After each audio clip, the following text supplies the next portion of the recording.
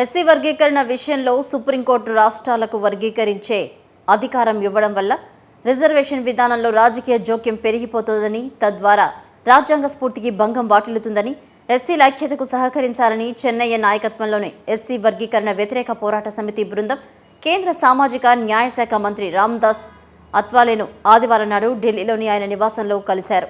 రిజర్వేషన్లను వర్గీకరించడం వల్ల ఆయా గ్రూపులలో అభివృద్ధి చెందిన కుటుంబాలకున్న కొద్దిపాటి అవకాశాలను అందిపుచ్చుకుంటాయని, గ్రూపులోని అభివృద్ధికి నోచుకొని కులాలు, కుటుంబాలు పూర్తి వెనుకబాటుకు గురయ్యే ప్రమాదముందని, ఇది సూక్ష్మ వర్గీకరణకు దారితీసే ప్రమాదముందని, ఇది రాజ్యాంగంలోని ఆర్టికల్ 341కి విరుద్ధంగా ఉందని చెన్నయ్య అన్నారు. దీనిపై మంత్రి సానుకూలంగా స్పందించారని చెన్నయ్య తెలిపారు. మంత్రిని కలిసిన వారిలో ఎస్సీ వర్గీకరణ వ్యతిరేక పోరాట సమితి వర్కింగ్ చైర్మన్లు బూర్గుల వెంకటేశ్వర్లు, గోపరాజులు తదితరులు పాల్గొన్నారు. షేర్ చేయండి, లైక్ చేయండి, సబ్స్క్రైబ్ చేయండి. మరిన్ని వీడియోల కోసం బెల్ సింబల్ పై క్లిక్ చేయండి.